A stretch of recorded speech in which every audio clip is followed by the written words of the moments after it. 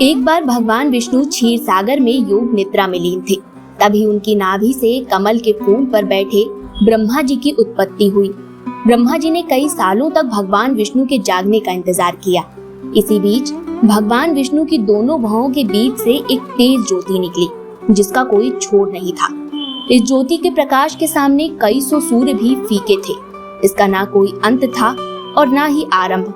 ब्रह्मा जी के मन में सवाल आया कि आखिर ये क्या चीज है। तभी भगवान विष्णु योग निद्रा से जागे और ब्रह्मा जी का परिचय देवों के देव महादेव से करवाया।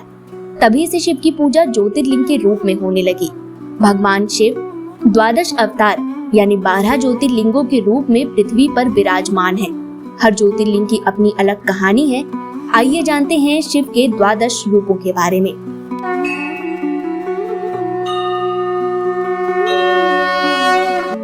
हिंदू धर्म में कुल 64 ज्योतिर्लिंग हैं, जिनमें से 12 ज्योतिर्लिंग सबसे अहम मानी जाती है।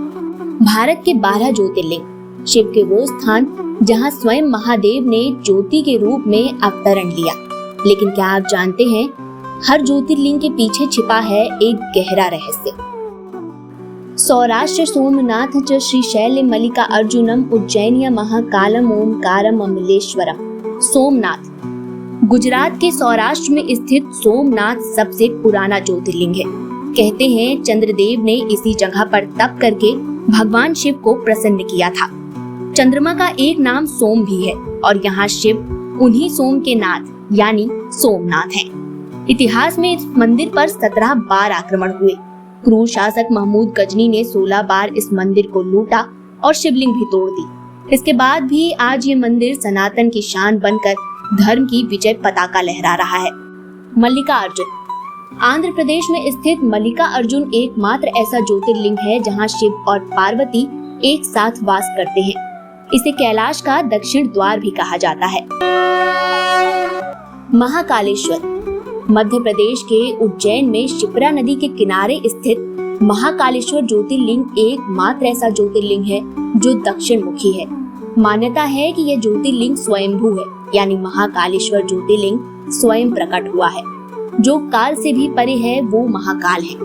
ये ज्योतिर्लिंग शिव के अनंत रूप का प्रतीक है। ओमकारेश्वर मध्य प्रदेश में नर्मदा नदी के किनारे स्थित ओमकारेश्वर ज्योतिर्लिंग ओमकार द्वीप पर बसा है। साथ ही ये लिंग भी ओम के आकार का है। ओम पूरे ब्रह्मांड में गूंजता है, इसलिए ओमकारेश्वर ज्योतिर्लिंग ब्रह्मांड का जीवंत रूप माना जाता है।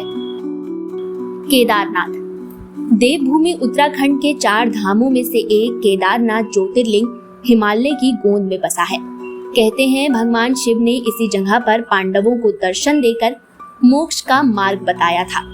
बाद में आदि गुरु शंकराचार्य ने यहाँ मंदिर की नींव रखी थी।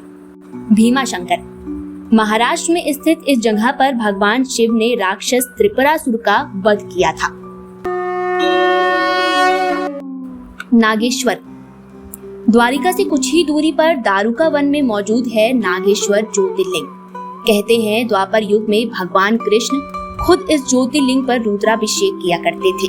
नागों से घिरे होने के कारण इसे नागेश्वर ज्योतिर्लिंग कहा जाता है। काशी विश्वनाथ उत्तर प्रदेश के वाराणसी में गंगा नदी के किनारे स्थित काशी विश्वनाथ ज्योतिर्लिंग को सभी ज्योतिर्लिंग में सबसे पवित्र माना जाता है। काशी मोक्ष का द्वार है, जहां मृत्यु का भी उत्सव मनाया जाता है। शिव स्वयं कहते हैं कि मैं काशी कभी नहीं छोड़ता। त्र्यंबकेश्वर महाराष्ट्र के नासिक में स्थित त्र्यंबकेश्वर ज्योतिर्लिंग के पास गोदावरी नदी का उद्गम होता है, जिसे दक्षिण गंगा भी कहा जाता है। इस ज्योतिर्लिंग में त्रिदेव यानी ब्रह्मा, विष्णु और महेश तीनों की पूजा की जाती है। वैद्यनाथ झारखंड के देवघर में स्थित वैद्यनाथ ज्योतिर्लिंग की कहानी भी बेहद दिलचस्प है। कहते हैं भगवान शिव के परम भक्त रावण ने उन्हें प्रसन्न किया और शिवलिंग के रूप में लंका में स्थापित होने का वरदान मांग लिया। शिव जी ने रावण को वरदान तो दे दिया, मगर एक शर्त पर कि रावण इस शिवलिंग को रास्ते में कहीं नहीं रखेगा। मार्ग में रावण को लघु शंका लगी और उसने गलती से शिवलिंग को नीचे रख दिया। बाद में रावण ने बहुत कोशिश की, लेकिन वो शिवलिंग को नहीं उठा सका और रावण अकेले ही लंका लौट गया। रामेश्वरम यानी राम के ईश्वर, पर कौन? शिव। तमिलनाडु के रामनाथपुरम में स्थित इस ज्योतिर्लिंग की स्थापना त्रेता युग में भगवान राम ने की थी। लंका पर चढ़ाई करने से पहले श्री राम ने समुद्र किनारे इसी जगह पर रेत से शिवलिंग बनाई और भगवान शिव का रुद्राभिषेक किया था।